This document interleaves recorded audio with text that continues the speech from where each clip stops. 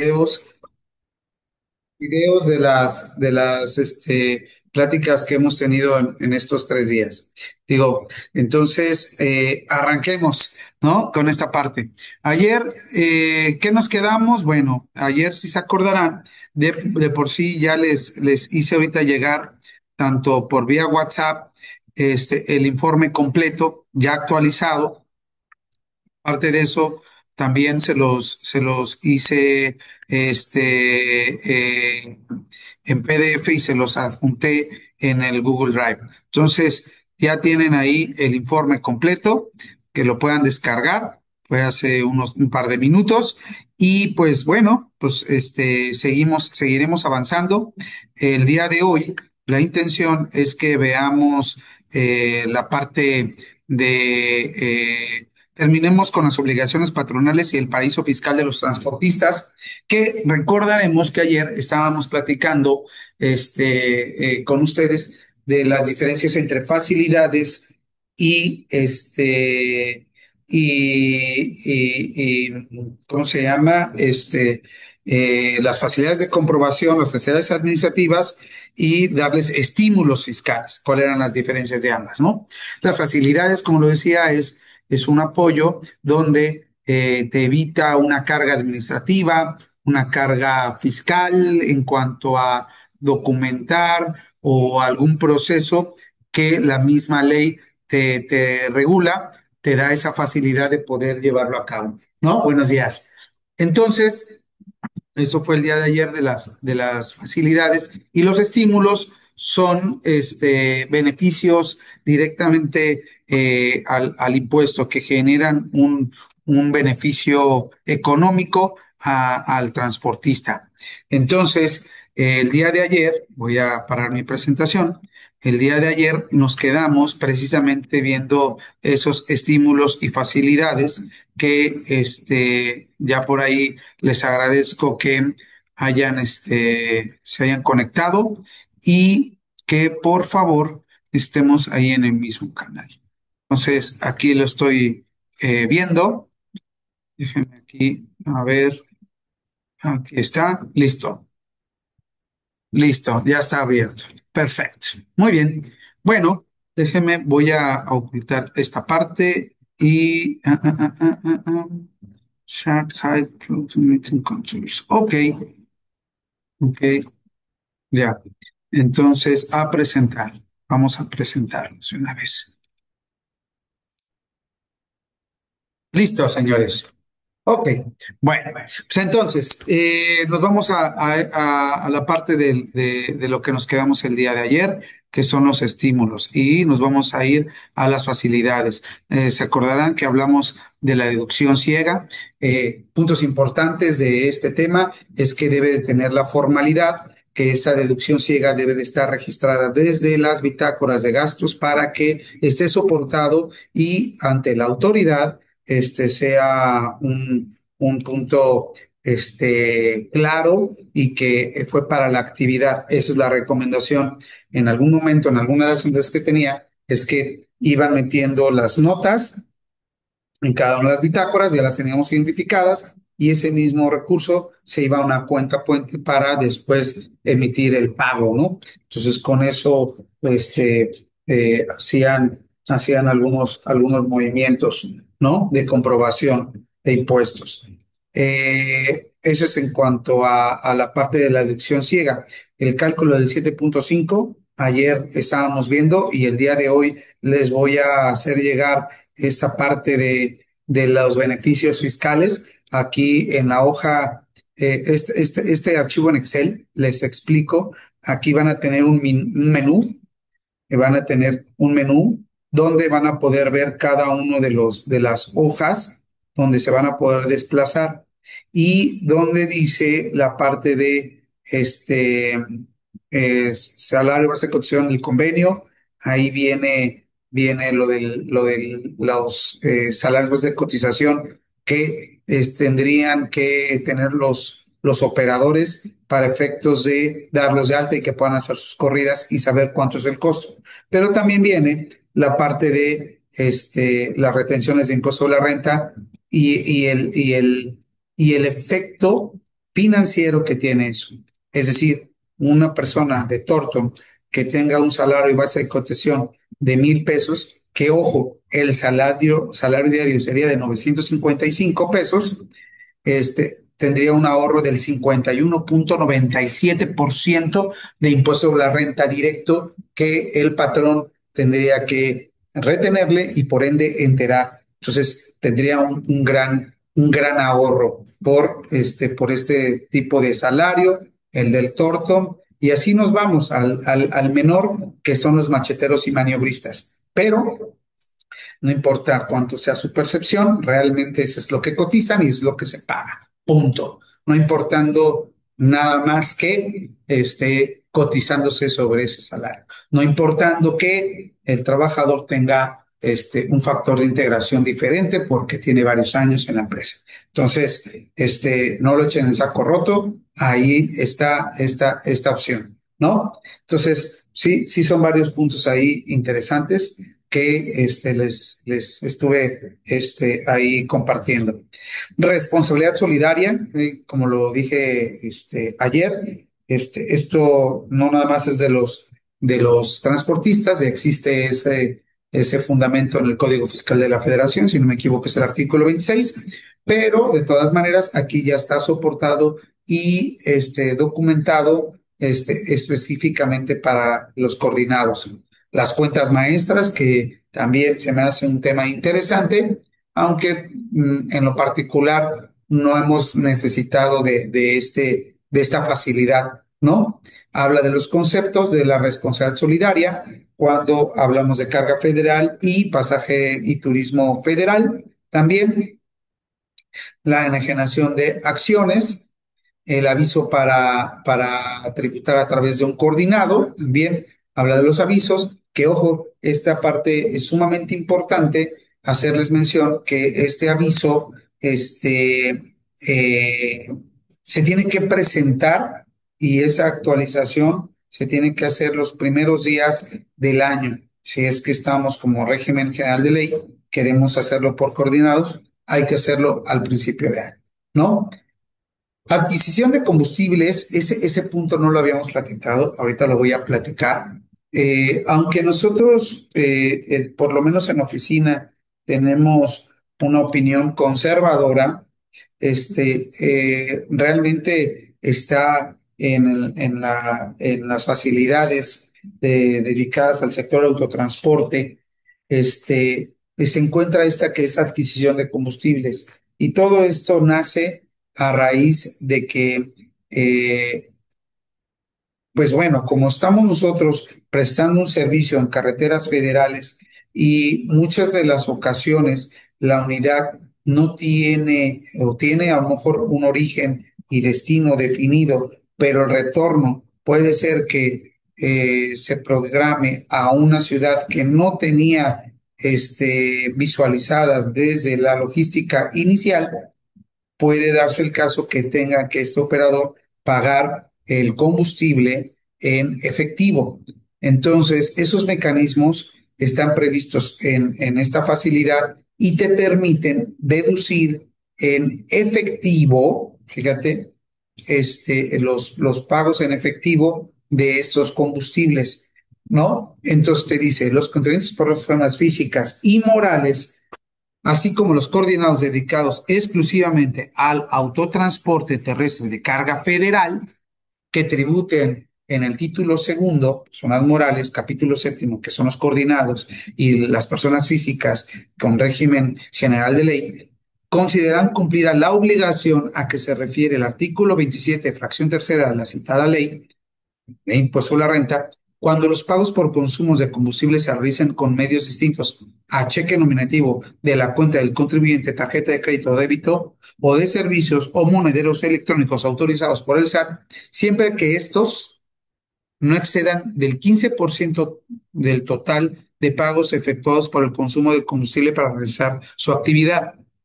Entonces, aquí tengo un ejemplo que también les hice aquí llegar, que imagínense que tenemos pagos en combustible en efectivo por 93,000 pesos, mientras que los pagos de combustible con TC, que significa tarjeta de crédito. Déjame, voy a hacerlo un poquito más grande. Ahí está, espero que ahí se vea. TC, que es tarjeta de crédito, CH, que es cheque, tarjeta de débito o tarjeta electrónica, ¿no? Son por 641. Es decir, ambas dan la suma de 743,000 pesos. Déjame esto, listo. 743,000 pesos, sí. No puse aquí no puse mi mute, entonces me está marcando el contador Rosalío. Contador Rosalío, estoy en un curso. Ahorita le regreso la llamada, ¿sí? Vale. Sí, bye. Entonces, tenemos ahí 734,000 pesos. Si nosotros multiplicamos el 15% de esos 734,000 pesos, quiere decir que podríamos nosotros estar en condiciones de deducir hasta 110,000 pesos, ¿sale? Si nosotros nos fuéramos con nada más los 641, ¿no? Es decir, con este monto nos daría 96,000, todavía estaríamos en ese rubro, pero la regla dice que del total, entonces podemos sumar tanto el efectivo como el combustible y nos generaría un hándicap un poquito mayor. Entonces, el no hacer esa deducción nos costaría, por ejemplo, en este caso, 28,000 pesos de impuesto que estaríamos perdiendo deducibles. En este caso, 28,000, 21 o 28,000 pesos serían deducibles, ¿no? O directamente acreditables contra el impuesto. Y así nos iríamos. Los casos que no, que los rebase, como en este supuesto, estos serían no deducibles y estos podrían jugar para la parte de deducción. Entonces, de forma tal que, imagínense, en un totalizado de 5 millones, ¿por qué no? Entonces, en ese total podríamos nosotros hacer deducibles pues, una cantidad interesante, ¿no? Entonces, piénsenlo, está ahí, está esa opción, y si en dado caso en algún momento llegan a tener algún tipo de revisión, pues apéguense a esta adquisición y deberían de registrarlo contablemente para efectos de cumplir con toda la normativa, ¿no? Entonces, esa es adquisición de combustibles. Facilidades administrativas en materia de IVA, esa se refiere cuando, para los efectos del artículo 72, los coordinados que cumplan con obligaciones en los términos que ya habíamos dicho, deberán emitir la liquidación a sus integrantes a través de un CFDI de retenciones de pagos. ¿Cuál es este? Existe un complemento que ya les había hecho por ahí mención, que para efectos de poder enviarles y tengan todo este mecanismo bien estipulado, hay un complemento de un CFDI que se llama retenciones para coordinados personas físicas. Entonces, ahí en ese complemento va a venir la denominación o razón social, el RFC, el número folio consecutivo, el lugar y fecha de expedición, y van a venir todos y cada uno de los datos que deberá expedir el CFDI de retenciones, la cual deberá incorporar el complemento de liquidación para efectos de que el SAT tenga enterado y tenga todos los elementos para decir que esas retenciones fueron pagadas y enteradas a través de sus coordinados. ¿Sale? Entonces, pues, estas son facilidades para que a través del coordinado ellos puedan pagar los impuestos. Igual existe la información con proveedores de IVA, es decir, las famosas DIOT, ¿no? Que cumplan con todas las obligaciones. Entonces, ellos seguirán presentando toda la información DIOT y aquí se apegarían a este punto. Hay otros que son para servicios de paquetería, que te habla aquí que esta facilidad de los contribuyentes de personas físicas y morales que presten el servicio de paquetería podrán abstenerse de acompañar a las mercancías de transporte, el pedimento de importación, la nota de remisión o envío, siempre que cumplan con la obligación de acompañar la guía de envío respectiva. Es decir, tendrán que tener la guía que hace referencia a este punto y estas paqueterías tendrán esa posibilidad, ¿no? También te habla de que una facilidad para las guías sin orden cronológico para el pasaje y turismo federal. En ese mismo caso, te dice que ellas podrán emitir y expedir a sus áreas de envío simultáneamente en todas sus sucursales sin que tengan obligación de que la numeración que sea utilizada en estricto orden cronológico, siempre y cuando se lleve un control por fecha de entrega, número de guías, número de envío de entregas a cada una de las sucursales, que permita determinar el ingreso de cada una de ellas. ¿Sale? Porque pues siempre la autoridad pide que lleven una cronología. ¿Sale? Domicilio fiscal consignado en los comprobantes o boletos. Los contribuyentes, personas físicas y morales que también se dediquen al autotransporte terrestre, foráneo de pasajes y turismo, que tributen en estos términos, eh, para efectos de lo dispuesto del 29A, fracción 1, Código Fiscal de la Federación, podrán anotar en los FDIs o en los boletos que expida como domicilio fiscal el que corresponda a la casa matriz, en lugar de señalar el domicilio fiscal del local o establecimiento donde se expidan dichos comprobantes.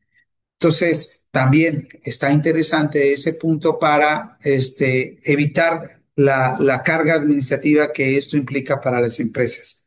Y por último, y creo que está interesante, que es para estas empresas de pasaje y turismo, es que se considera que los contenidos dedicados a la actividad de transporte terrestre foráneo de pasaje y turismo podrán aplicar el estímulo fiscal a que se refiere dicha infracción cuando el diésel o biodiesel y sus mezclas sean adquiridos en estaciones de servicio de autoconsumo a los citados contribuyentes. Aquí es importante, y vuelvo a repetir mucho este punto, es que tengan no nada más este estímulo aquí o esta facilidad aquí prevista, sino que también tengan el permiso de la CRE, porque, vuelvo a repetir,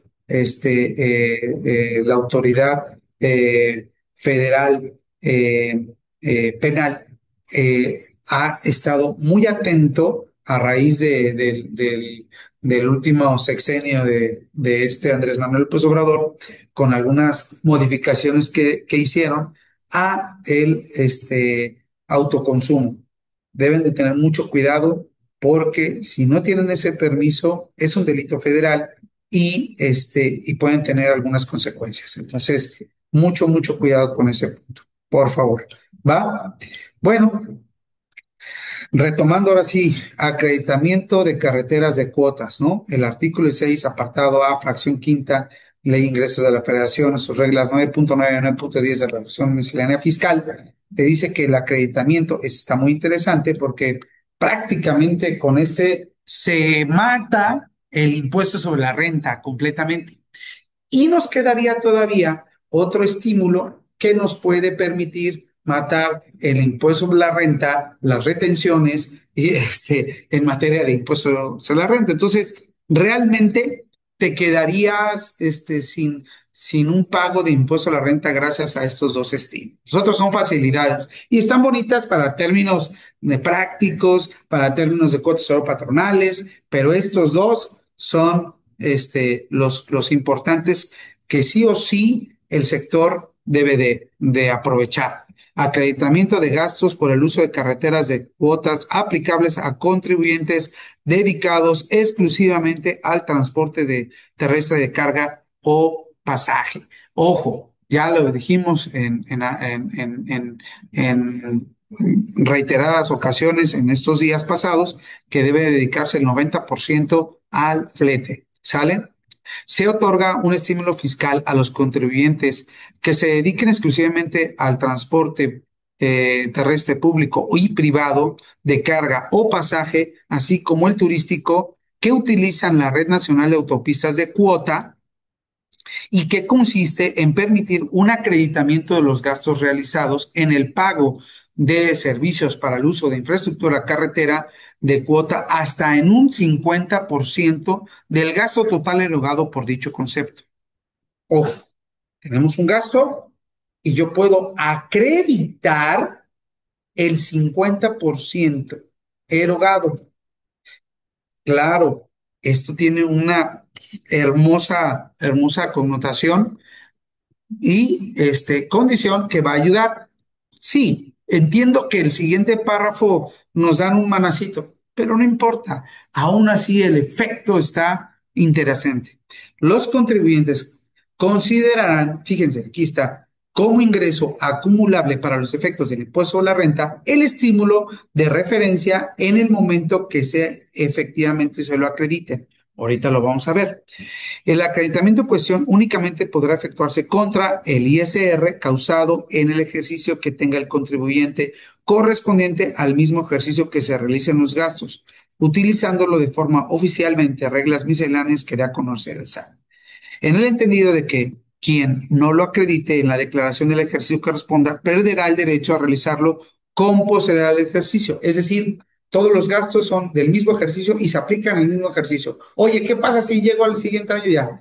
Ya, es del mismo ejercicio. Se faculta al SAT para emitir las reglas de carácter general, reglas misceláneas para determinar los porcentajes máximos de acreditamiento por tramo carretero. Requisitos: presentar durante el mes de marzo siguiente año, mediante buzón tributario, el aviso en el que se señale que es sujeto al estímulo fiscal establecido en el precepto citado. Fergi, tú tienes ahí cómo se presentó y todo, puedes darnos el aviso y todo, verlo preparando para que expliques esta parte.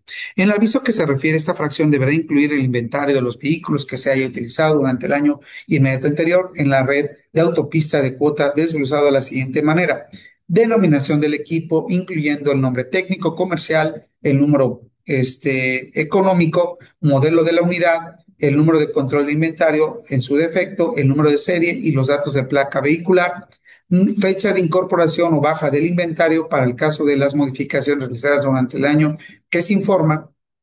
Deben llevar una bitácora de viaje de origen y destino. ¿Se acuerdan que les dije hace ratito que era muy importante esa bitácora? Así como la ruta que se trate, que coincida con el estado de cuenta de la tarjeta de identificación automática vehicular de un sistema electrónico de pago. Caminos y Puentes Federales de Ingresos y Servicios Conexos podrá proporcionar el servicio de expedición de reportes que contenga la información requerida. Efectuar los pagos de autopistas mediante las tarjetas de identificación automática vehicular o cualquier otro sistema electrónico de pago con que cuente la autopista y conservar los estados de cuenta de dicha tarjeta o sistema. Es decir, llave tiene estos reportes donde te dice el número de vehículo y te tiene toda esta identificación, ¿no? Para la determinación del monto del acreditamiento se aplicará el importe pagado por concepto del uso de infraestructura carretera de cuota sin incluir el IVA, el factor del 0.5, o sea, del 50% por la red nacional. Es decir, aquí tengo un ejercicio nada más como enunciativo para que lo puedan ver. Por ejemplo, en este caso, en este supuesto, tenemos gastos por el uso de infraestructura de carreteras de cuota, 19,795 pesos. Ojo, hablo específicamente de las que son de llave y que se fueron pagadas mediante medios electrónicos. Entonces, el estímulo me dice que el 50% que yo podría aplicar es de 9,897 pesos. Y así, de 191,000 pesos, tenemos 95,377. Entonces,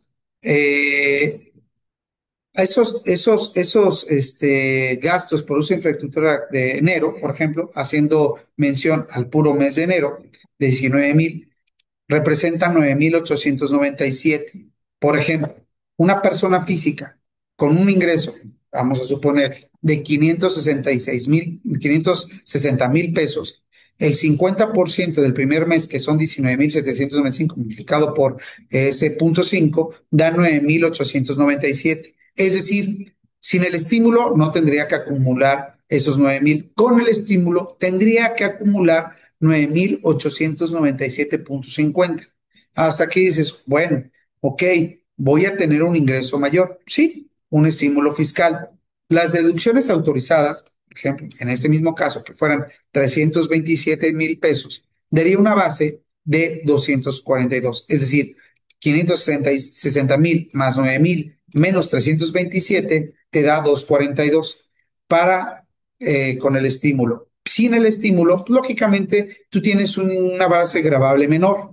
Sin embargo, aplicando toda la tabla de la ley pues, sobre la renta, te dice que en este caso tú vas a tener un ISR a cargo de 74,000, mientras que en este, por estar en ese rubro menor de ingreso acumulable, tiene un ISR a cargo de 71.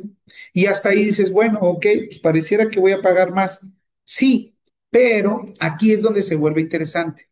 Esos 9,000 que pusiste como ingreso, aquí te lo acreditas. Y ahí es donde se vuelve interesante.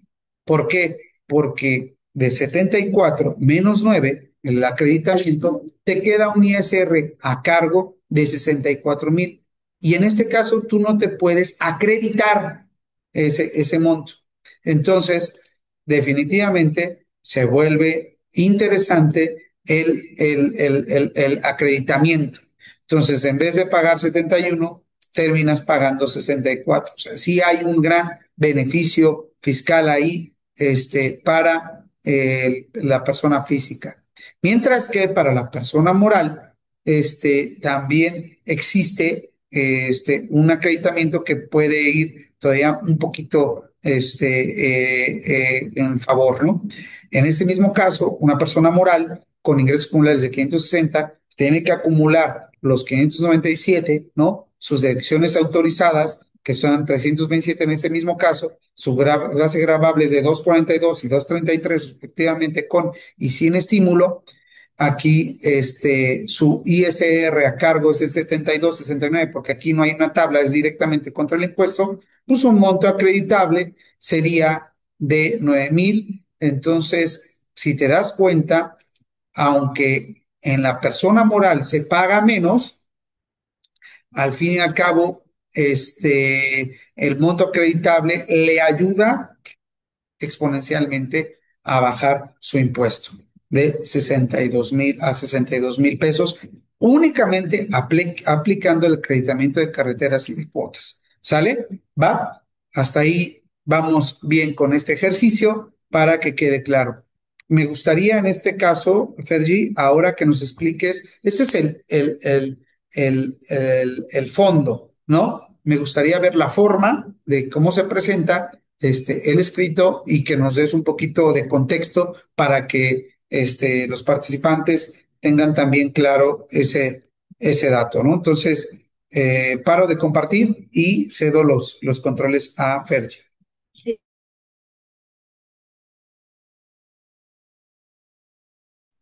buenos días.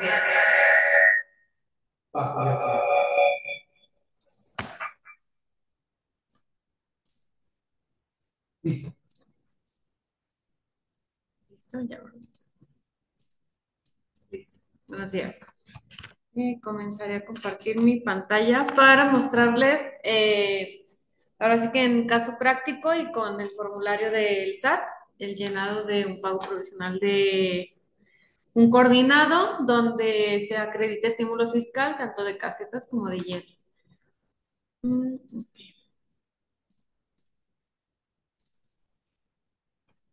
Listo.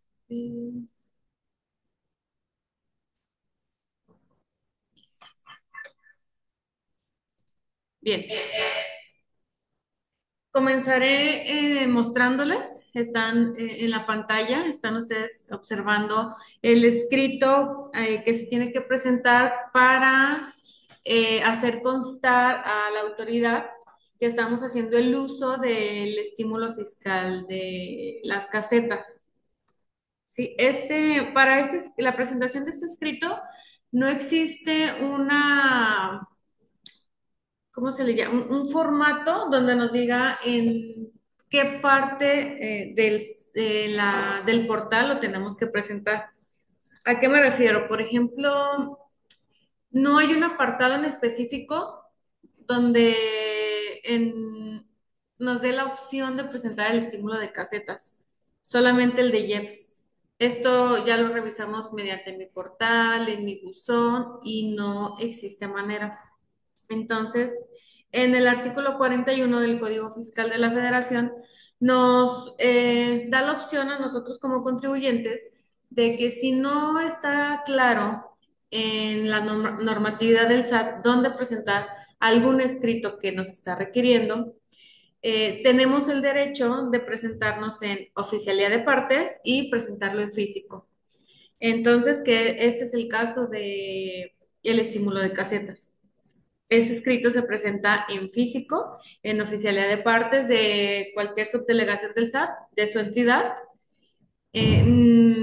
Nuestros compañeros de TC que están en Ciudad de México, ellos también ya este año presentaron en Ciudad de México su escrito y lo presentaron en oficialía de partes, si no me equivoco, y se los aceptaron.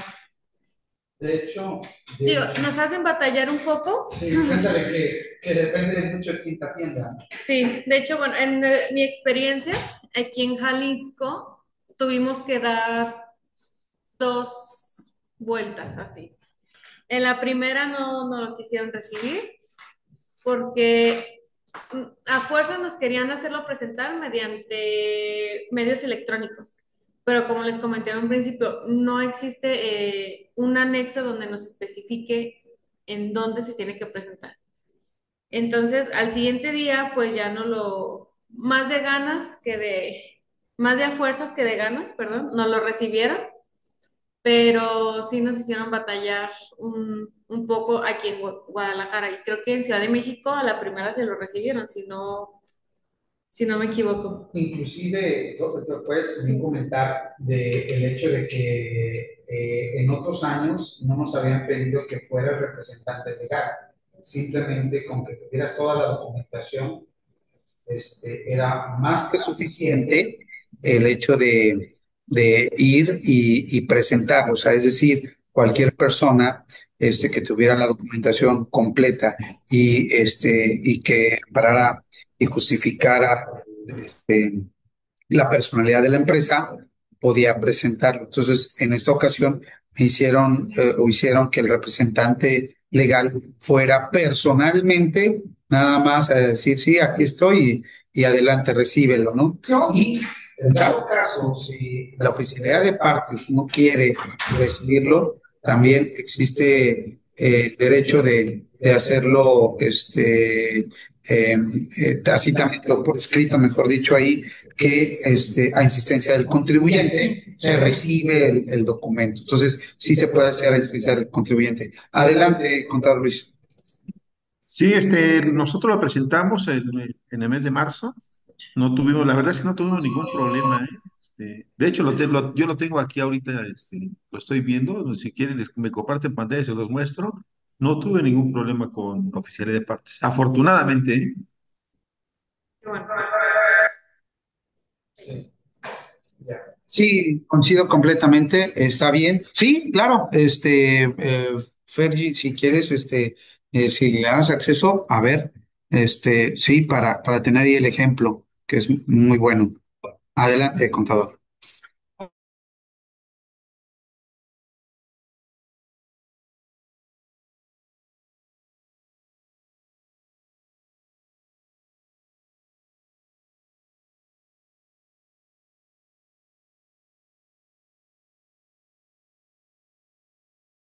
Ya puede compartir, computador.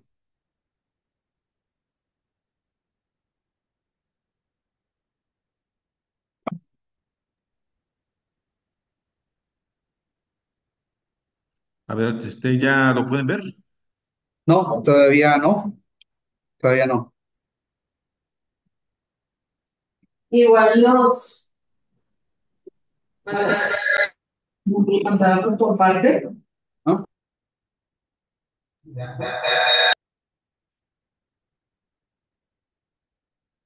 Ya le di el compartir la pantalla.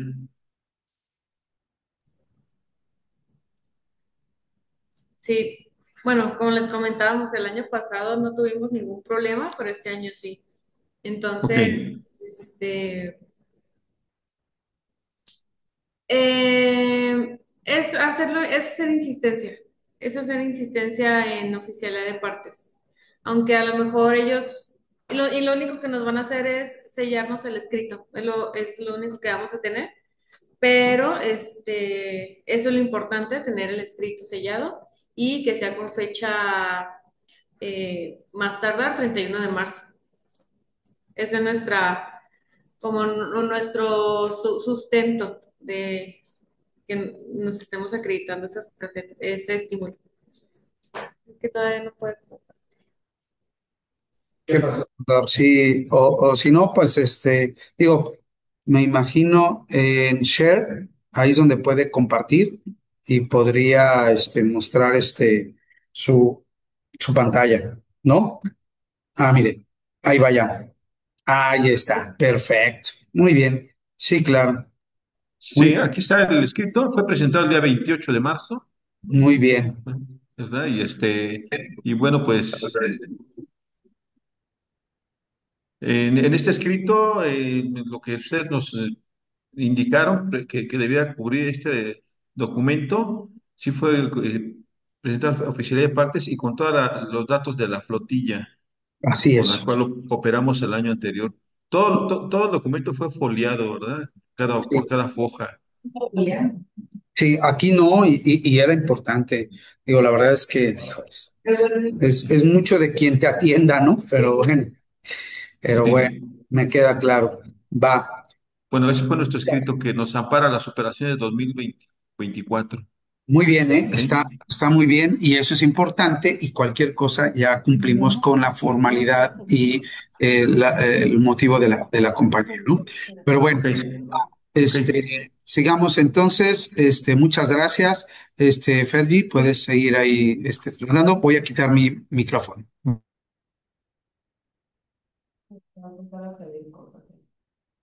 Sí, siempre que hay Hunting Bells Bien, listo. es Si pedido. alguien necesita el formato, el machote que tenemos del escrito de casetas, nos lo hacen saber. Este escrito creo que no lo subimos a la carpeta, pero se los compartimos sin problema.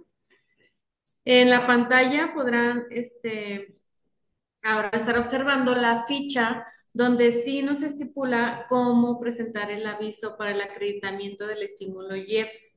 Este es mediante mi portal y se presenta a más tardar el mes siguiente en el que se comenzó a utilizar este estímulo, ¿sí? Es decir, si yo empecé a utilizarlo en enero, más tardar en febrero, yo tengo que enviar este aviso. Igual esta ficha Esa sí sí. la subí, ¿eh? Ah, ok, esa sí está en la carpeta. Y aquí nos dice cómo realizar el escrito, qué información tiene que llevar y aquí en el portal del SAT nos dice exactamente en dónde se tiene que subir ese escrito y como todo solicitud enviada, tenemos como contribuyentes, tenemos que tener una respuesta por parte del SAT. ¿Sí? Bien, entonces ya nos vamos a la práctica. Ayer nos quedamos, ese es nuestro papel de trabajo para el llenado de impuestos. No estamos viendo toda la ficha. Ah, ok.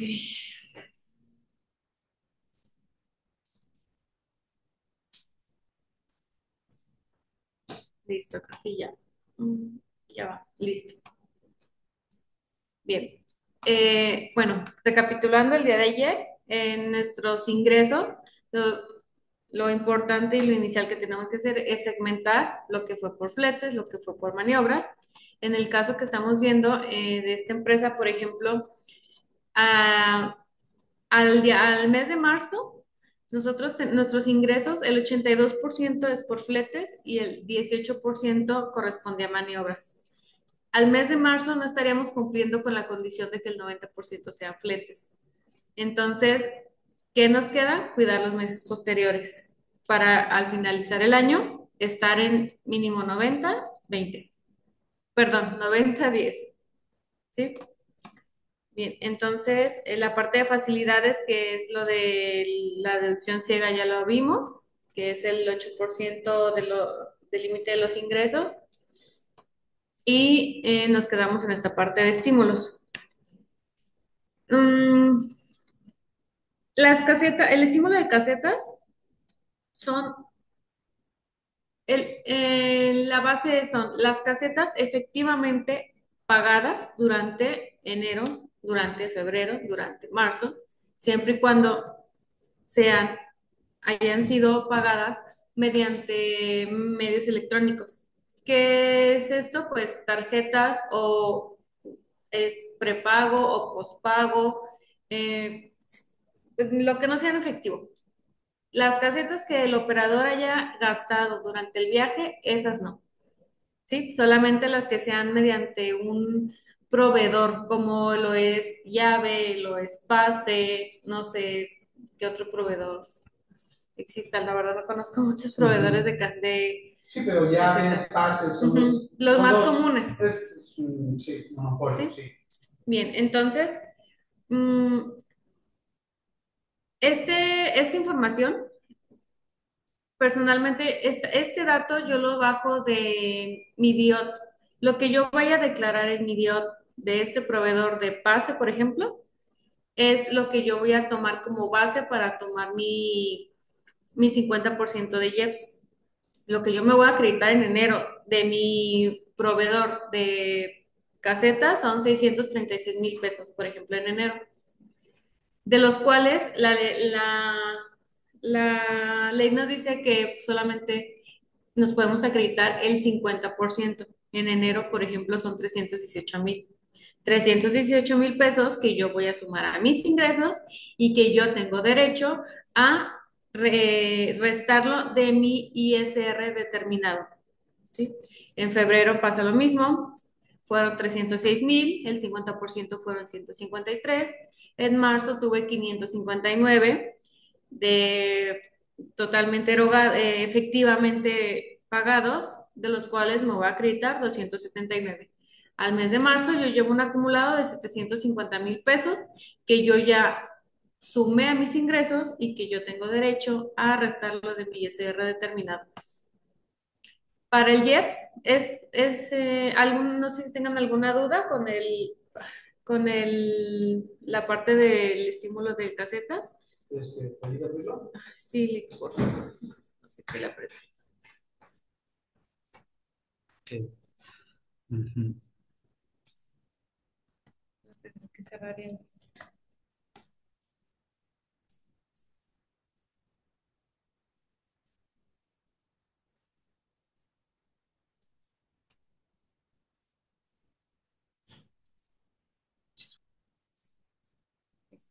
Gracias. Bien, nos pasamos con el estímulo de el IEPS. Mm, Les quiero mostrar cómo es que se publica este factor. Voy a dejar de compartir. ¿Puedo congelar mi pantalla? Ok, bueno.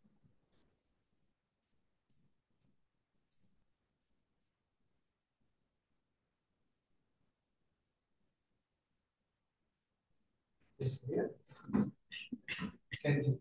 Es que voy a abrir la... ¿Lo estás abriendo?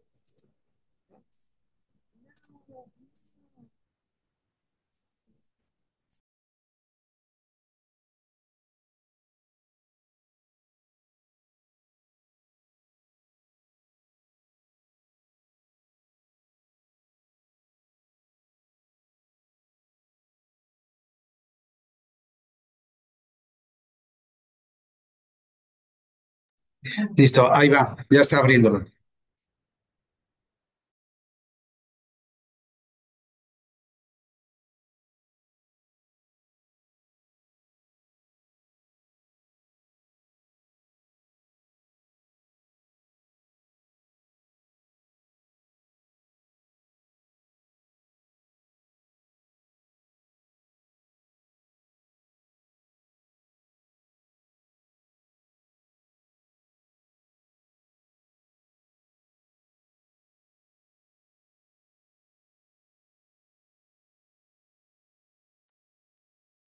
No se escucha.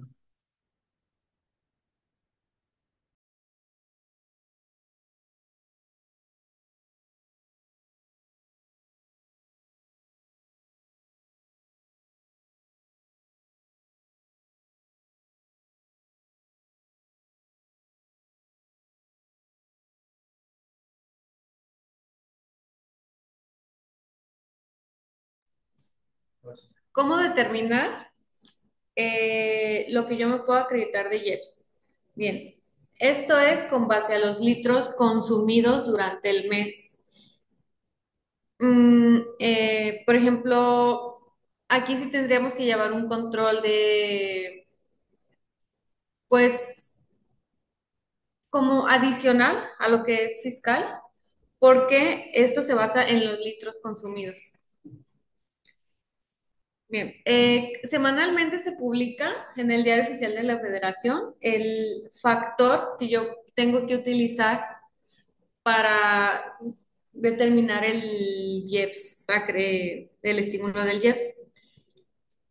¿Cómo se publica? Por ejemplo, la última publicación que tengo guardada es del 12 al 25 de abril. En los últimos meses nos hemos dado cuenta que este factor ha disminuido. La verdad es que antes estábamos en el 5 no sé, 5 y tantos, y por ejemplo en el mes de abril nos salió en cero. Cuando nos sale en cero, ¿qué hacemos? Aplicamos el último vigente que tenemos. Ha disminuido a llegar al punto 0,5, o sea, nos han disminuido ese estímulo demasiado. Por ejemplo, en la semana del 5 al 11 de abril del 2025, nuestro estímulo es del punto 0,1197. Sí, o sea, casi nada prácticamente. Un ejemplo, yo en el mes de abril, bueno, perdón, en esta semana del 5 al 11 de abril, yo consumí 10,000 litros. Esto lo tengo que multiplicar por el factor. Son 197 pesos que yo me puedo acreditar de IEPS, de estímulo. O sea, es muy poco. Digo, esto es durante una semana.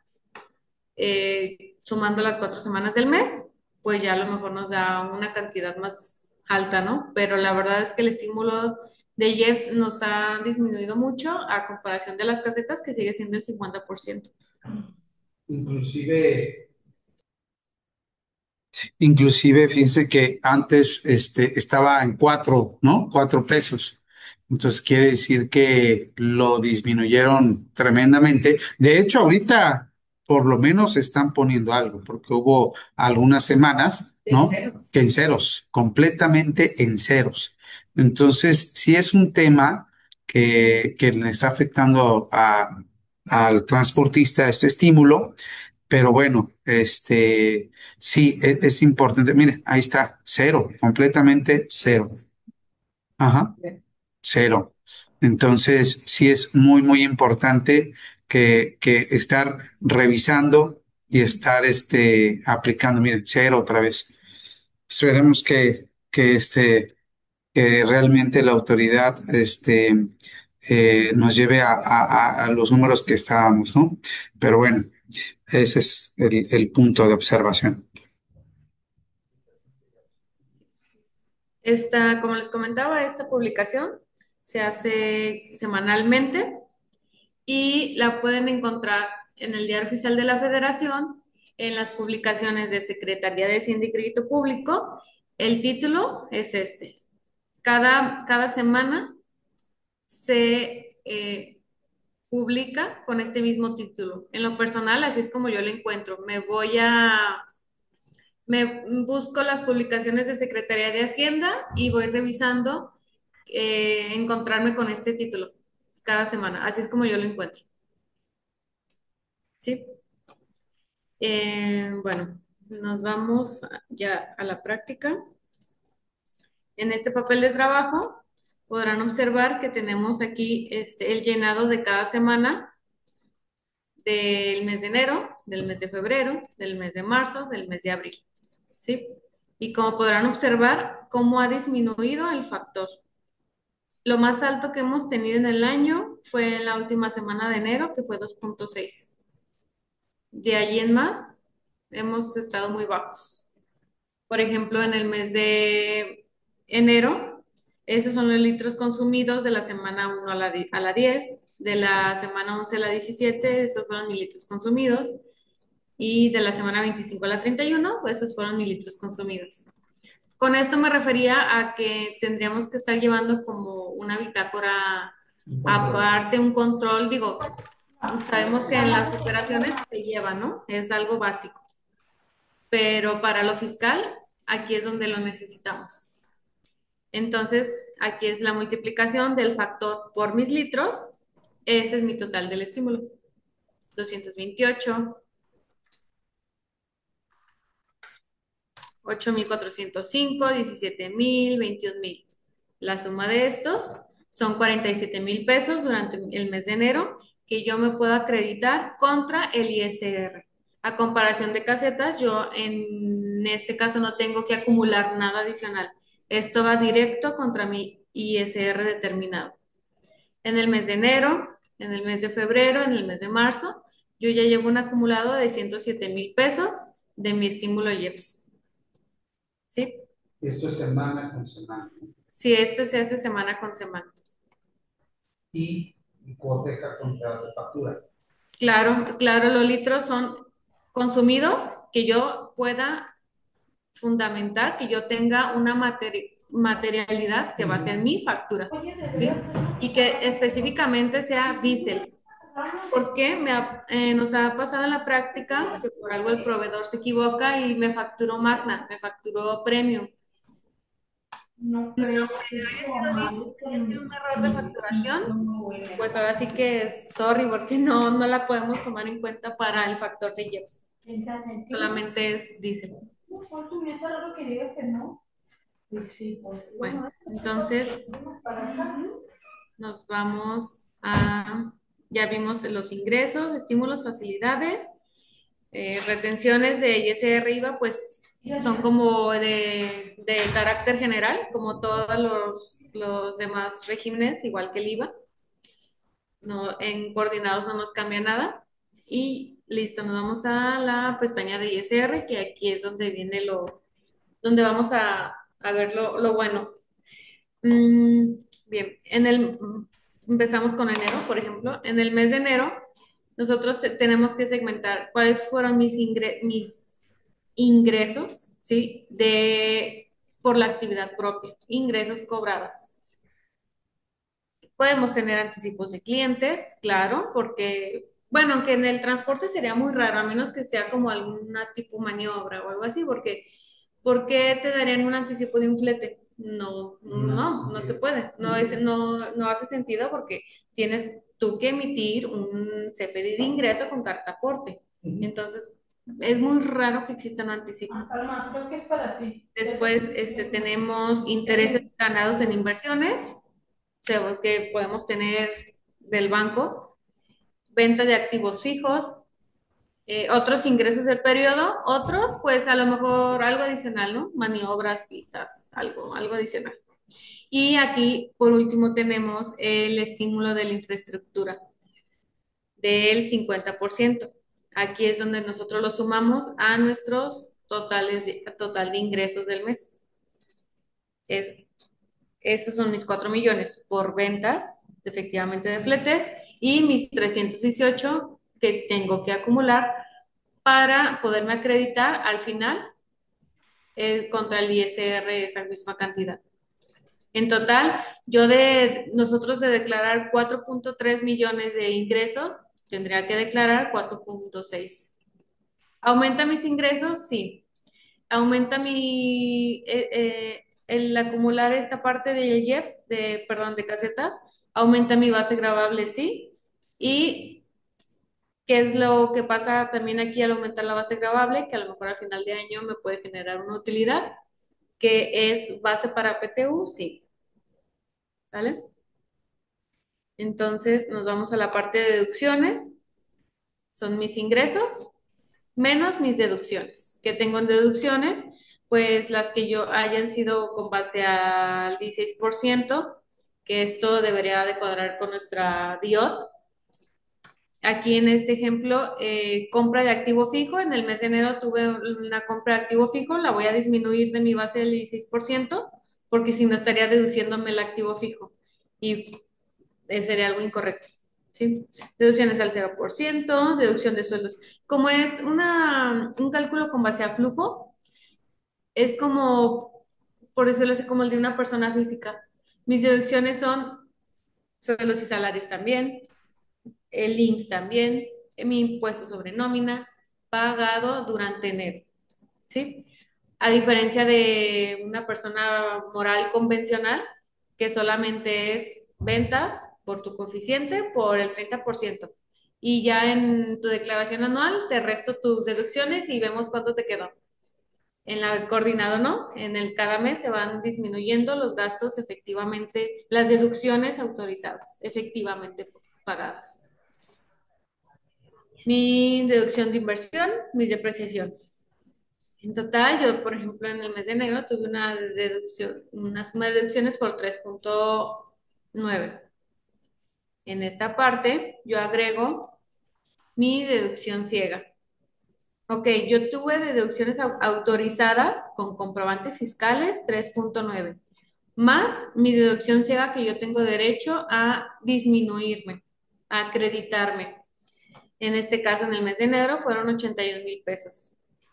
De esos 81,000 pesos, como ya les habíamos comentado, pues se tendrá que pagar el 16% de ISR definitivo. Y aquí, como dato, ese 16% en enero, por ejemplo, son 12,000 pesos, 13,000 pesos. Esos 13,000 pesos de ISR, yo también tengo derecho a acreditarles un estímulo fiscal, ya sea casetas o diésel. ¿Sí? Bien, entonces yo tengo una base gravable en el mes de enero de 693, le aplico la tasa del 30%, mi impuesto determinado son 207,000. A estos 207,000, yo le voy a disminuir mi estímulo de casetas, que es el 50%. Perdón, aquí mismo. Yo tengo un impuesto determinado de 207,000 de ISR. Imagínense pagar 207,000 pesos de ISR. Pero ¿sabes qué? No los vas a pagar. ¿Por qué? Porque tú en el mes de enero tienes un estímulo que te puedes acreditar de 318,000. Lo que te acumulaste acá arriba en ingresos, te lo puedes acreditar contra este. Entonces mi estímulo es mayor, hasta nos sobró. ¿Sí? Nos cubre totalmente el pago provisional del mes de enero.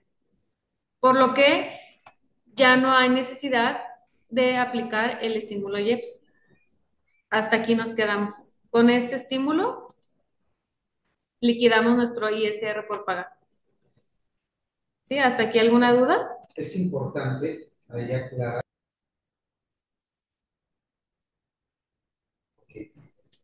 Ok. Se acredita primeramente el estímulo de casetas. ¿Por qué? Porque es el que te acumulas acá arriba. ¿Sí? No, o sea, no te vas a decir, ay, déjame lo acumulo, pero no me lo voy a acreditar. Pues como de, ¿cómo? O sea, tú mismo no te aplicas tu mismo beneficio que la autoridad te está dando, ¿o cómo? ¿Te lo acumulas, pero no te lo restas? Pues no. No sé. Ahí va. Sí, es correcto lo que comenta. Y a lo que aquí quiero hacer mención o connotación especial, es que la misma ley te dice que debes de ir primero, agotas el del estímulo de la infraestructura de carretera y hasta que agotas ese, aplicas inclusive tiene cierta lógica, como lo está diciendo ahorita Fergie, y así debe de ser la mecánica. Primero te acumulas y después acreditas completamente el impuesto y es en en la forma que lo vas generando, ¿no? Entonces, como pueden observar en este ejercicio, realmente en este cálculo la empresa no tendría absolutamente nada que erogar por pago provisional, ¿no? Entonces, digo, ahorita ya llegó.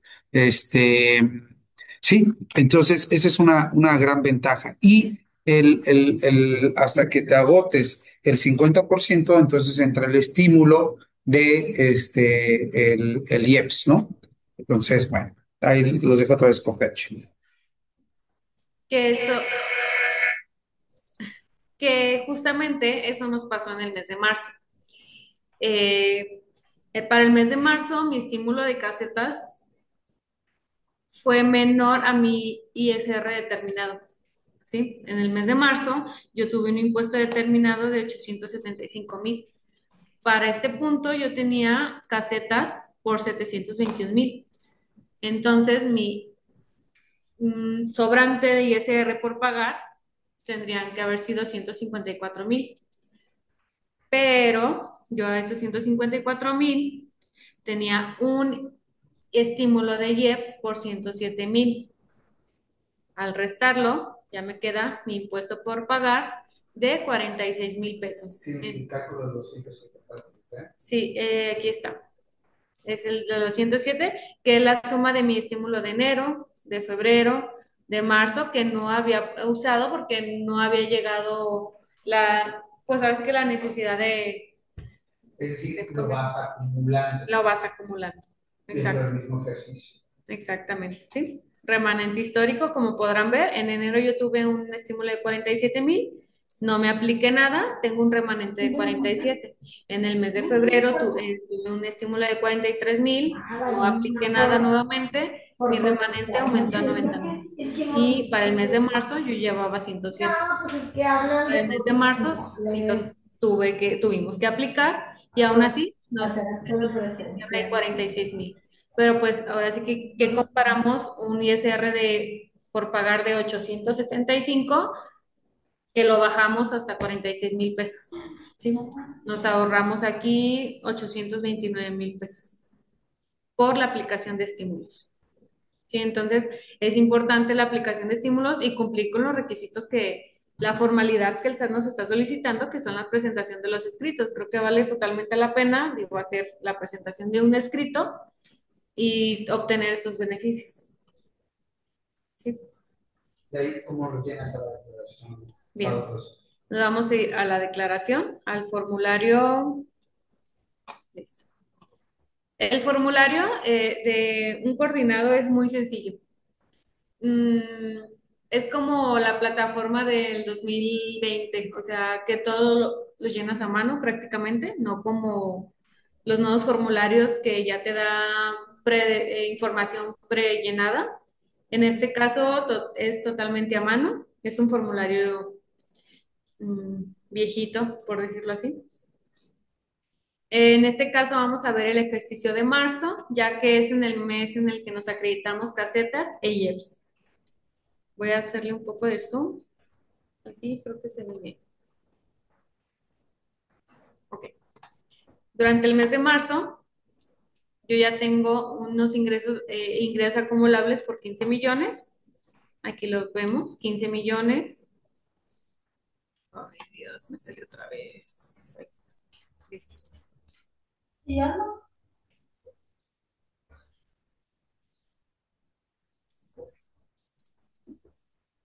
Ay, ¿dónde está mi hoja? Se escuchó tu voz. Voy a cerrarlo. A volverlo a ver.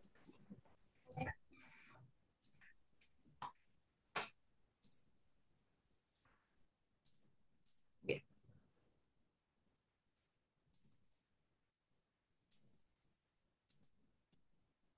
Más que nada.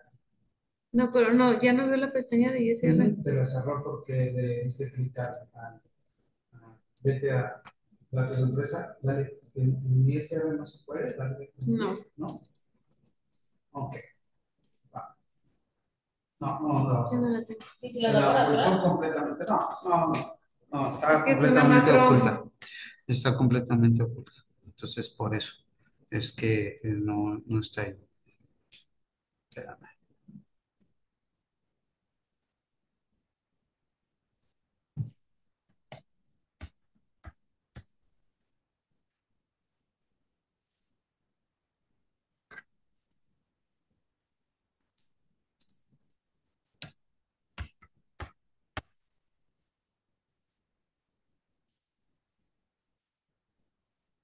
Listo. Ya está. Gracias. Ya tienes eso. Y a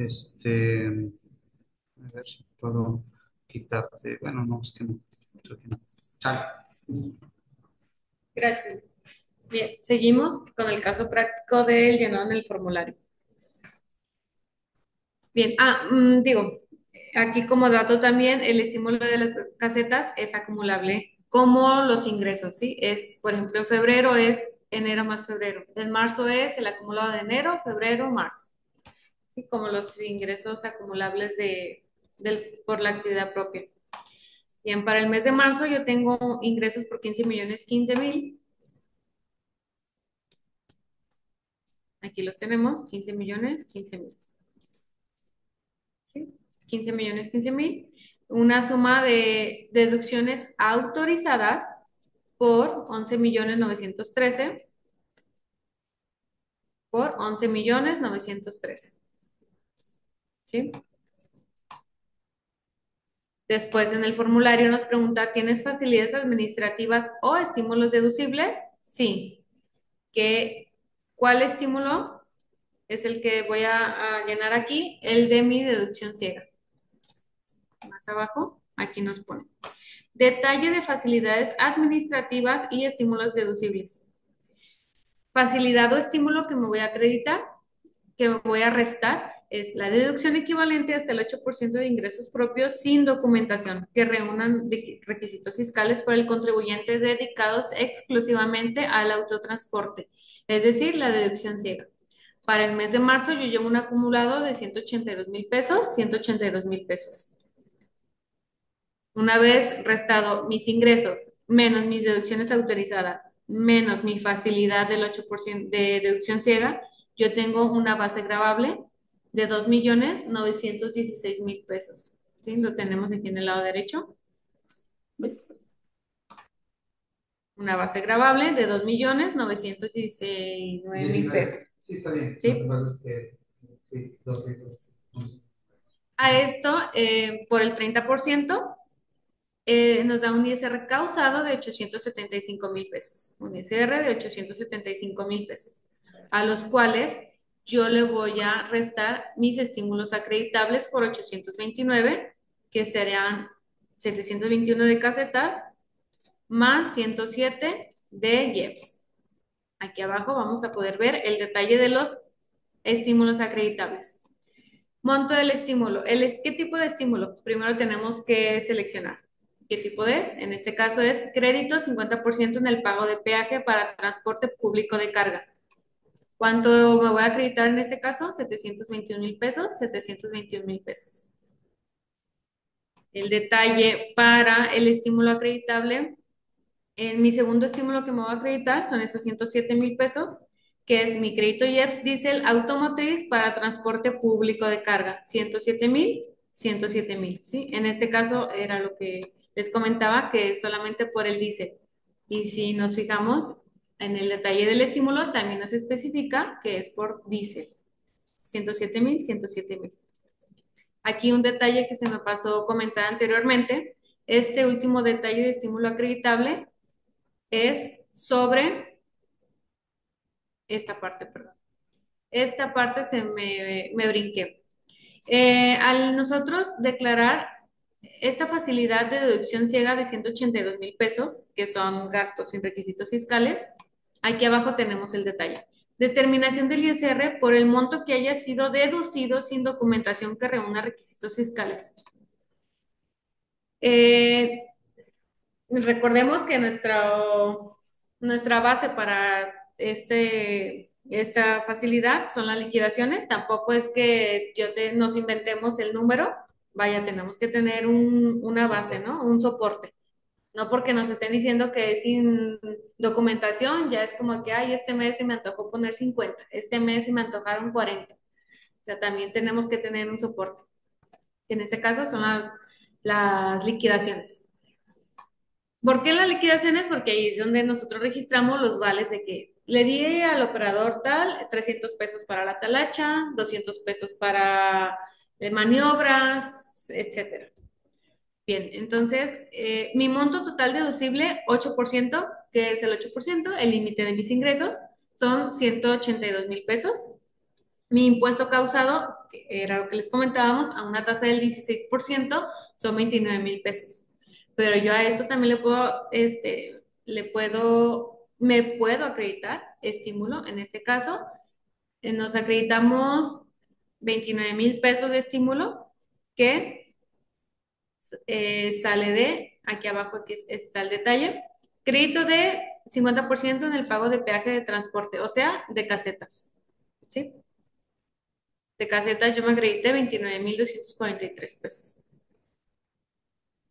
sobre el 16% de mi deducción ciega. Al final yo me quedo con un impuesto a cargo de 42,000 pesos, ¿sí? De pagar 875,000, pagas 42,000 pesos. Bien. No sé si hay alguna duda hasta aquí. Ese es el caso del ISR para coordinado. También para el ISR de sueldos y salarios, el único estímulo que nos podemos acreditar que el formulario nos habilita es el del IEPS. En este caso, esta empresa, yo para el ISR de coordinado agoté totalmente mis estímulos. Entonces, para cuando yo vaya a determinar mi ISR de sueldos y salarios, yo lo voy a tener que pagar al 100%, que realmente preferiría pagar el ISR por sueldos y salarios, ya que es un impuesto de un tercero, y acreditarme, agotar mis estímulos en el ISR propio de la empresa. No sé si hasta aquí tengan algún comentario, alguna duda o si lo hayan ya llevado a alguien a la práctica. Sí, no hay duda. Muy bien. Ahí está listo, está. Sí, dice que no hay ninguna duda. Ah, Voy a apagar mi micrófono. listo. Como para observar, digo, ahí está la mecánica, está el formulario, está bastante interesante y bueno, pues sí, realmente las facilidades ayudan muchísimo a este sector a poder mitigar el impuesto, ¿no? Entonces, vamos a entrar ahora en temas de la parte de seguro social, las obligaciones que tenemos, en el sector de transporte y bueno, pues ir ahí, platicando sobre estos puntos. Eh, Aquí la tengo, listo. Fíjense. Ley Federal del Trabajo. Vamos a empezar hablando de la Ley Federal del Trabajo, vamos a hablar un poquito del Seguro Social y sus obligaciones. Aquí está interesante para que sepan que en el capítulo sexto habla del trabajo de autotransporte, es decir, hay un apartado, un capítulo completo que habla de los trabajadores choferes. Y dice en el artículo 256 que las relaciones entre los choferes, conductores, operadores, cobradores y demás trabajadores que prestan servicios a bordo de autotransporte, servicio público de pasajeros, carga o mixtos, foráneos o urbanos, tales como autobuses, camionetas, y permisiones de vehículos, son relaciones de trabajo y quedan sujetas a las disposiciones de este capítulo. Es decir, los operadores se estarán en ese supuesto y aquí es donde abre la brecha para hablar de las liquidaciones de los operadores. Fíjense, en el artículo 257 dice que el salario se fijará por día, por viaje, por boletos vendidos o por circuito o kilómetros recorridos y consistirá en una cantidad fija o en una prima sobre los ingresos o la cantidad que exceda a un ingreso determinado o en dos o más de estas modalidades. Es decir, desde aquí ya te está dando el soporte de que debe de existir una bitácora por vía o por viaje y que podrás pagarle en porcentajes sin que en ningún caso pueda ser inferior al salario mínimo. Entonces, aquí tenemos una gran ventaja, pero también aquí una premisa de que si tenemos alguna revisión de la Secretaría de Trabajo, pues esto nos limita a que ellos saben que se va a pagar por viaje o por un porcentaje y que no podrá ser en ninguno de los casos el salario mínimo. Entonces, aquí es donde ya tenemos a una implicación de una secretaría que sabe que debe de existir y que sabe que así debe de ser el pago. Entonces, aquí va ese soporte, ¿no? Cuando el salario se fije por viaje, los trabajadores tienen derecho a un aumento proporcional en caso de prolongación o retardo del mínimo normal del viaje por causa que no les sea imputable. Es decir, está hablando de las famosas estadías. Entonces, para que sepan que existe esto. Para determinar el salario de los días de descanso, se aumentará el que perciban por el trabajo realizado en la semana con un 16.66%. Entonces, para que sepan que existe esa obligación, ¿no? Para determinar el monto del salario de los días de vacaciones y las de indemnizaciones, se estará dispuesto al párrafo segundo del artículo 89, que es decir, que todas las prestaciones que tiene el trabajador para efectos de tener un pago por las vacaciones o inclusive por su indemnización que le corresponde en términos del 51 y 53 de la Ley Federal del Trabajo. ¿Sale? Entonces, el propietario del vehículo y el concesionario o permisionario son solidariamente responsables de las obligaciones derivadas de la relación de trabajo y de la ley. Es decir, oye, no importa si hay un coordinado, el trabajador está dado de alta con un integrante, aunque tribute por cuenta propia, es solidario el coordinado. Entonces, aquí ya está dándole también el cabildo de que una demanda no nada más podría ser para el permisionario, sino también para el coordinado. Entonces, mucho cuidado con esa parte, pero aquí da esa fundamentación. Los patrones tienen obligaciones especiales siguientes. Fíjense las obligaciones que nos marca la Ley Federal del Trabajo.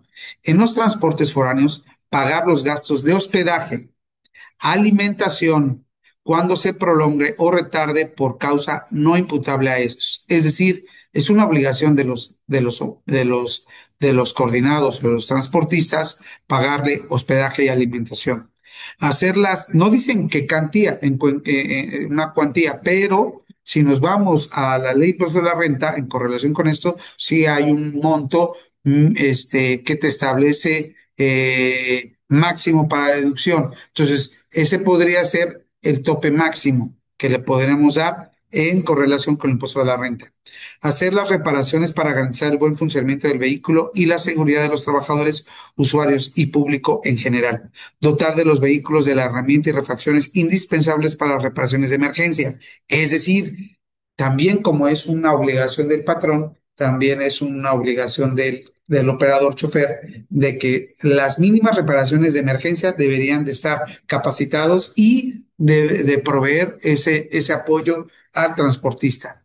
Observar las disposiciones de los reglamentos de tránsito sobre las condiciones de funcionamiento y seguridad de los vehículos. Y aquí está un tema importante. Las disposiciones y reglamentos también tienen que ver hacia el trabajador, es decir, debe de cumplir con la licencia federal, debe de cumplir con sus exámenes médicos y psicológicos, debe de cumplir con las pruebas que el patrón le solicite antidoping, debe de cumplir también con toda la documentación que ampare la relación y de soporte de sus por la prestación de su trabajo y pues aquí nos está dando toda esa gama de cumplimiento en materia de movilidad que debe de cumplir tanto uno como el otro, ¿no? Los protagonistas, como sabemos, es el trabajador, que es la persona física que presta o otra persona física o moral que le presta un servicio a una física o moral por un trabajo personal subordinado. Y el patrón es la persona física o moral que contrata a uno o más trabajadores independientemente de la figura jurídica que le dé origen. Los sujetos obligados, los trabajadores que presten en forma permanente o eventual. Y fíjense que ahí a raíz de la PTU me estaban haciendo algunas observaciones que precisamente el día de ayer estaba dando fundamento a un cliente de allá del Estado de México, donde decía que, oye, los trabajadores que estén o que hayan trabajado en el ejercicio 2024 menos de 60 días tienen derecho a la PTU. Ojo, dice ahí que eventuales que sean menores de 60 días. El problema es que la ley, al decir que son eventuales, te corrompe todo el tema. Déjeme, ahorita lo voy a poner aquí para que lo puedan ver específicamente cómo dice la ley, para que puedan percibirlo. Miren, aquí lo voy a reenviar. Aquí está y se los voy a mostrar estos dos puntos, porque han estado preguntándome mucho sobre estos temas y quiero hacerles mención. Esa es la Ley Federal del Trabajo y dice que en el artículo 27 el derecho de los trabajadores a participar en la PTU, reconociéndolo por la Constitución Política de Estados Unidos Mexicanos, se ajustará a las normas siguientes. Fíjate, dice, me preguntaban, oye, pues yo soy gerente del área de recursos humanos, está el gerente de operaciones, el gerente administrativo. Ellos tienen derecho o no a la PTU. Y aquí dice específicamente, los directores, administradores y gerentes generales. ¿A quién se refiere administradores? Habla de los administradores únicos que tienen ese poder o facultad de actos de representación. Gerentes generales de la empresa no participarán en las utilidades. Entonces, si nos vamos a sentido estricto, estos trabajadores que son gerentes, eh, como están haciéndolo específicamente en sentido estricto, todos los gerentes que sean administrativos, operativos, de finanzas, recursos humanos, entre otros, sí tienen derecho a participar en la PTU, ya que su función se limita a una sección de la empresa y no a su totalidad. Y cuando hablamos de un director, liso y llano, entiendes que es una totalidad. Un administrador, esa es su totalidad. Un gerente general, esa es su totalidad. Es decir, ahí la exposición de motivos era para esa totalidad, no específicamente por cada uno. Entonces, en estricto sentido, sí podrían tener PTU los gerentes administrativos, los gerentes operativos de recursos humanos. Ellos sí podrían participar. La fracción segunda dice, los demás trabajadores de confianza participarán en las utilidades de la empresa, pero es el salario que se percibe, déjame ver aquí, me voy a ir al punto que es el que me habían preguntado sobre, aquí está en la parte, en la segunda imagen. No, no está aquí. Déjenme ver dónde está, creo que es en la de,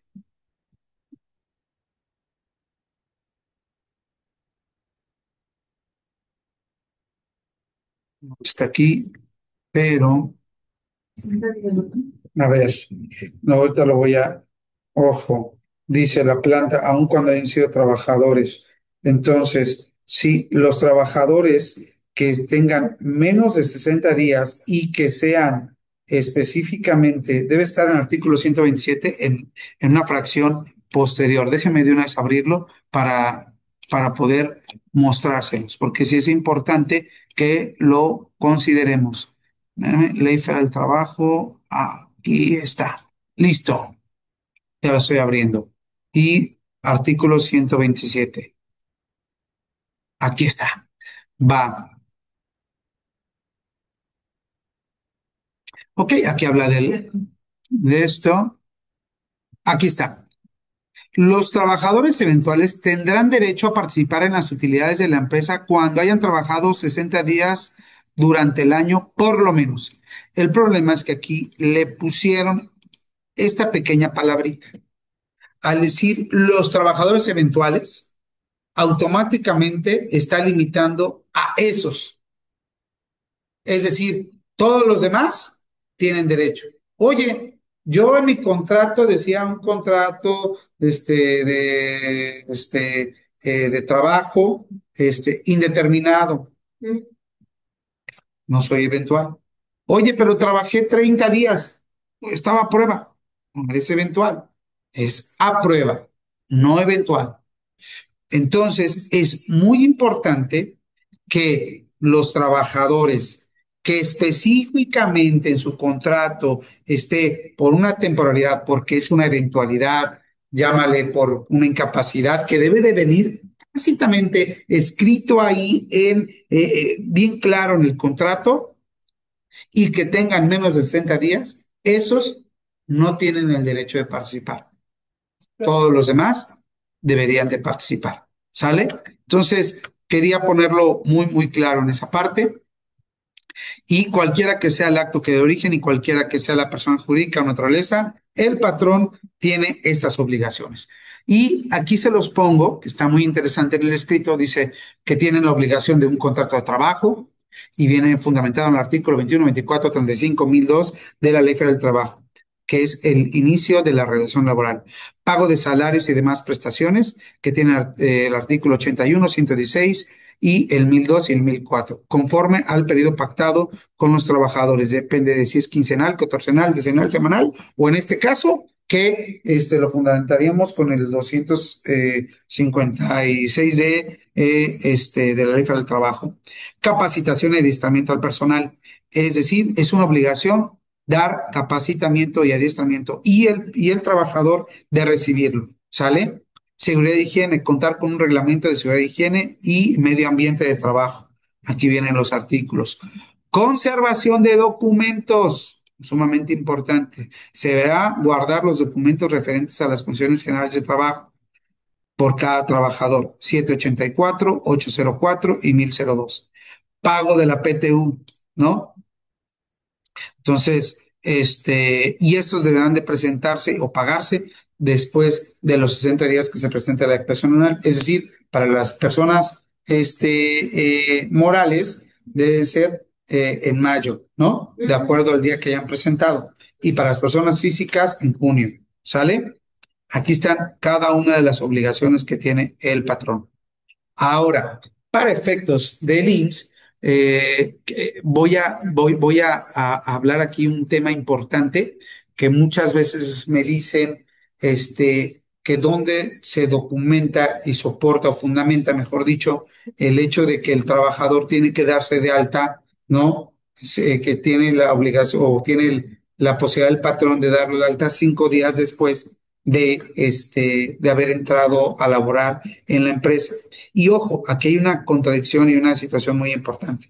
Si bien es cierto que la empresa transportista tiene la obligación de inscribirlos ante el Seguro Social en su registro patronal y que tiene como máximo 5 días, aquí hay un problema que se antepone en el artículo 77, fracción cuarta, que dice y que habla del capital constitutivo. ¿Qué pasa si un operador, yo hoy lo pongo a trabajar, le doy una unidad, no lo doy de alta o no me ha entregado toda la documentación, que es algo que pasa en el día a día, no me entrega la documentación y no lo puedo dar de alta? Digo, pero tengo el viaje y ya tengo la premura porque salga de viaje, porque tengo una penalización, porque voy a tener algún efecto, lo saco de viaje y digo, bueno, tengo 5 días. Si el operador, este trabajador, llámalo operador, quien sea, tiene un accidente en mis instalaciones, con mi unidad o en donde sea, pero ya está prestando sus servicios, inclusive, aunque no lo esté prestando, pero fue en el trayecto de llegar al patio, de su casa al patio o del patio a su casa, automáticamente la autoridad, el Seguro Social, puede aplicarme capitales constitutivos y puede cobrarme y multarme por no haberlo dado de alta. Oye, pero es que tengo 5 días. Sí, pero eso no te exime de que debiste de haberlo hecho y que como no estaba registrado, el castigo es por no tenerlo registrado en el momento del accidente, aunque te haya dado el artículo 15, 5 días para poder darlo de alta. Sí, los accidentes pueden pasar. Entonces, sí es muy, muy importante que este párrafo lo tengan claro. Y la recomendación es hacerlo antes de que tengamos algún problema y de algún incidente. Entonces, este es muy, muy importante que lo hagan antes de. También en el artículo 34, fracción primera, habla de las modificaciones de salario. Es decir, hay una obligación de presentar dentro de los 5 días hábiles siguientes a la fecha que se realiza una modificación de salario, hacer aviso en el portal del ITSE. Aquí que es importante y que muchas veces la formalidad se nos va, es importante que siempre que haya un cambio de salario, esté constado por escrito en una modificación, un adendum al contrato laboral, donde diga cuánto va a ser su incremento, a partir de qué fecha, que esté firmado por ambas partes, inclusive si va a cambiar de puesto, aunque no sea de salario, que esté ahí reconocido. Oye, fíjate que vas a estar ahorita operador de Thornton y te voy a pasar operador de tráiler. Bueno, pues hago las modificaciones pertinentes y hago un adendum. Si en dado caso requieren algún formato, pues por hacérnoslo saber para que se los compartamos. ¿Sale? Igual con modificación de salario variable, gracias, que debería de presentarse. Si ustedes tienen, por ejemplo, trabajadores que sean, en este caso, operadores y que no estén en el IMSS convenio, en el convenio del IMSS Canacar, entonces tendrán que apegarse al artículo 34, fracción segunda, dentro de los 5 días hábiles de los meses de enero, marzo, mayo, julio, septiembre y noviembre, presentar las modificaciones por el salario variable que tenga el operador. ¿Sale? Igual, si tienen un salario mixto, tendrán que hacerlo en algunas fechas por la parte variable o mixta que exista. Deberán de llevar registros tales como nóminas y listas de raya. Y eso viene en el artículo 15 de la Ley de Seguro Social y el artículo 9 del reglamento. ¿Sale? Ese es importante porque también ahí nos enmarca cuál es la prima de riesgo mínima que deberá de tener la empresa de transporte, que es en la clase 7. Entonces, sí es importante y también se las hice llegar ahí, están en los apuntes para que sepan. ¿Sale? Determinación y entero de las cuotas o patronales está fundamentado en el artículo 73. Ese es importante que a más tardar el día 17 del mes inmediato posterior se pague. Aquí nos ha pasado en la práctica que si el Seguro Social detecta al día siguiente que no has pagado las cuotas obrero patronales, entonces te manda una invitación y a veces hasta los gastos de ejecución sin haber corroborado que efectivamente esté pagado. En este tema, yo siempre le recomiendo a los patrones que estén pagando en tiempo y forma y que estén revisando tanto el portal de el Infonavit como del Seguro Social para efectos de evitar cualquier riesgo, cualquier crédito, porque te pueden determinar o te pueden inclusive notificar por edictos. Es decir, no necesariamente tiene que ser en tus instalaciones. Entonces, tanto para la Secretaría de Trabajo como para los efectos del Seguro Social, deben tener mucho, mucho, mucho cuidado de dónde te notifican. Entonces, existen esos canales. Entonces, sí es muy importante estarlos revisando y estar cotejando con los portales para evitar diferencias. ¿Sale? Va. Determinación entero del seguro para efectos del retiro y cesantía, presentación de la información por subcontratación. Esto es importante para los servicios especializados, declaración anual de riesgos de trabajo. ¿Sale? Es sumamente importante presentar estas obligaciones que tienen en materia de seguridad social.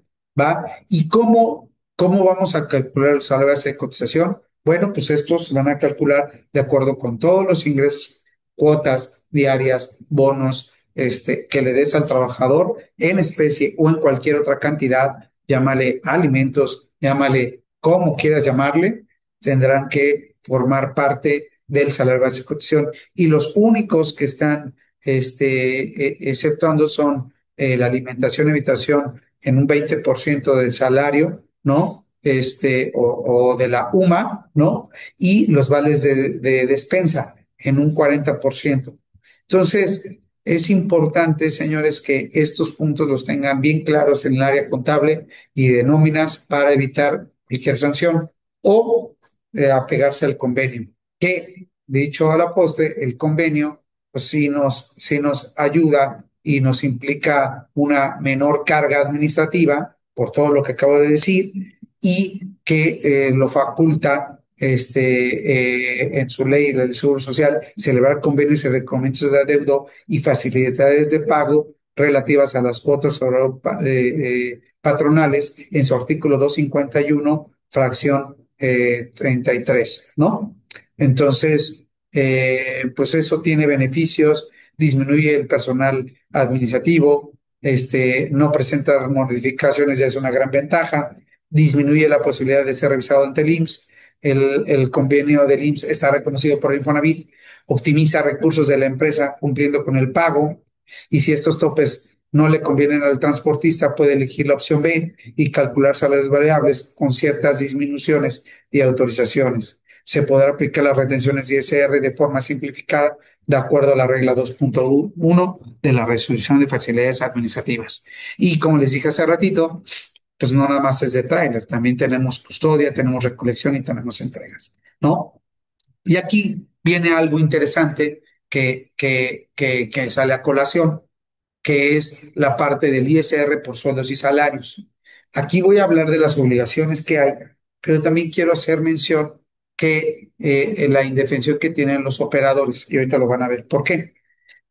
Las obligaciones en términos de impuesto a la renta son que los patrones o los transportistas tienen que enterar las retenciones mensuales de ISR, lo que estábamos diciendo hace ratito, y eso viene tipificado en el artículo 99, fracción primera, ¿no? Y que dice que en atención al dispuesto del artículo 96 deberán efectuar las retenciones del impuesto conforme al artículo 96 y deberán ser enterados a más tardar el 17 del mes inmediato posterior. Debe de presentarse, bueno, esto de las retenciones o salarios ya quedó abrogada, pero lo dejo aquí porque antes era normal que el 15 de febrero se presentaba la DIN, donde se decía cuáles eran los ingresos de los trabajadores. Eso quedó completamente abrogada desde el momento que se timbran las nóminas. Si tú timbras nóminas, esta obligación queda exenta, ¿sale? Pero no te quita la obligación de que si tú te apegas a la resolución de facilidades administrativas para el transporte, entonces tienes la obligación de elaborar y entregar a la administración desconcentrada una relación individual del personal que tuvo o que se apegó a esta facilidad del 7.5% de retenciones sobre ISR, que fue el que les habíamos comentado. Esa relación sí es sumamente importante para efectos de presentárselo también a la autoridad y decirles qué trabajadores se apegaron a este. ¿Tienes por ahí el escrito, Fergie, para que del 7.5 o no? ¿No? Ok, no, no es el Canacar, es el que nosotros presentamos ante yo ahorita ahí lo debo de tener y lo voy a subir para que tengan el formato. Sí, sí, la retención. Sí, sí, una cosa es el de IMSS Canacar, que es el acuerdo, y otra cosa es el que le presentas al SAT, que es ese. Ajá, sí, la facilidad. Ajá, déjeme ahorita la busco y creo que por ahí la debo de tener y si no, mañana se las presento a primera hora, ¿sale? Y esa debe presentarse más tarde el 15 de febrero del 2026. Es importante tener el manual de políticas para la aplicación de los gastos comunes. Esto viene también en la resolución de facilidades administrativas. Contar con un manual de políticas para la aplicación de los gastos y su prorrateo en cada uno de sus integrantes, el cual debe tener las disposiciones que la autoridad solicita. ¿Sale? ¿Va? ¿Qué más? Aviso de opción para tributar a través de un coordinado, lo que les dije hace ratito, es parte de las obligaciones que nos marca las facilidades administrativas, informativa anual del subsidio al empleo, ¿no? Eso en la DIM, pero bueno, ya con timbrar las nóminas queda esto sin efectos. Efectuar el cálculo del impuesto anual de los trabajadores a un servicio, ¿no? Expedir y entregar a los trabajadores los comprobantes que amparen el pago de los salarios, solicitar a los trabajadores las constancias antes mencionadas, porque pues bueno, si algún trabajador quiere presentar su declaración anual, puede solicitarle las constancias mencionadas hace ratito.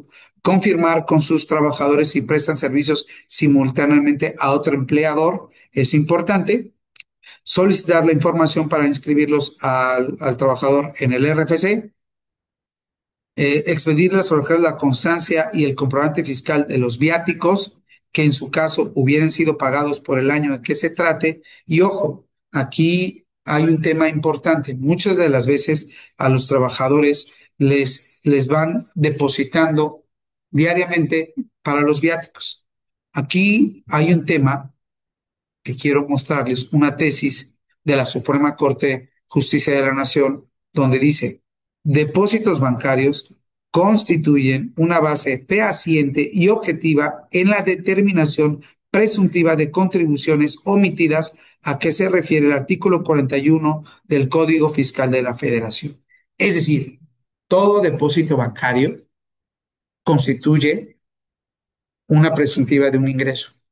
Es decir, es difícil, no lo he visto, pero puede darse el caso que a los trabajadores les puedan fincar operadores un ingreso por depósitos bancarios no comprobados. Que los 300 pesos, que los 200, oye, que págale a la grúa 50,000 pesos, deposítaselos y que los pague o que ahí pueda hacerle esto, ¿no? Entonces, es importante llevar toda esta documentación, todo lo que está marcando la Ley Federal del Trabajo para evitar un riesgo de una ingreso al trabajador y que a la vez una indemnización para el patrón. ¿Sale? Digo, ahí también lo tienen para que lo puedan leer y vean que pues ya existe jurisprudencias donde habla de estos temas, ¿no? De depósitos bancarios. Y no nada más a ellos, sino a terceros también, que no sean trabajadores y que reciban esos pagos, ¿no? Como por ejemplo operadores de grúas y otros más. Entonces, presentar la declaración informativa sobre la entrega de acciones de trabajo y bueno,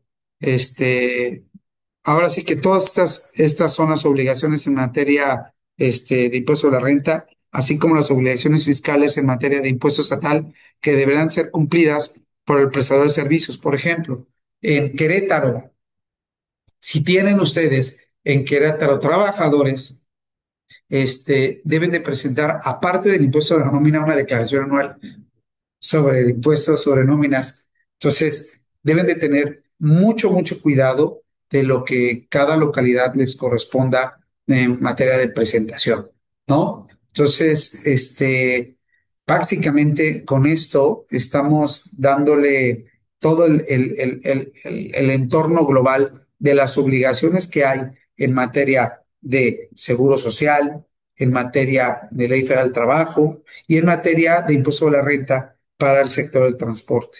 No echen en saco roto estos artículos que son específicos para el transportista, ¿no? Y bueno, pues que ahí ustedes se apeguen a ellos para evitar cualquier riesgo para las empresas que esto les originará un dolor de cabeza.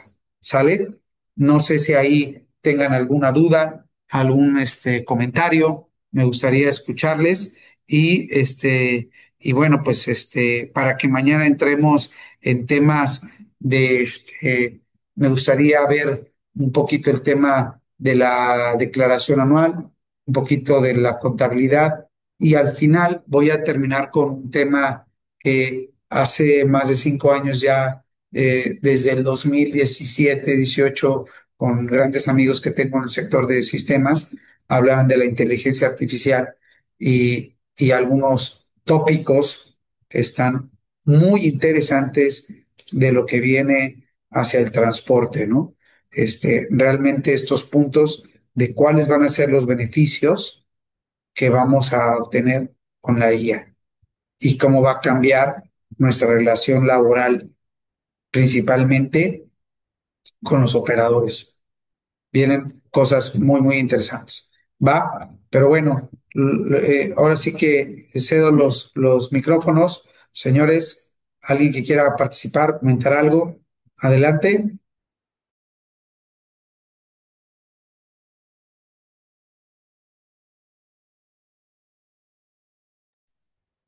Bueno, bueno,